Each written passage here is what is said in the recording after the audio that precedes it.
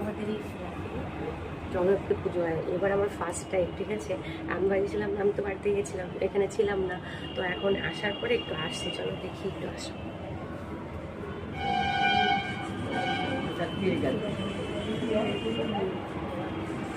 ও ভেতরে নিচে নামতে পারে।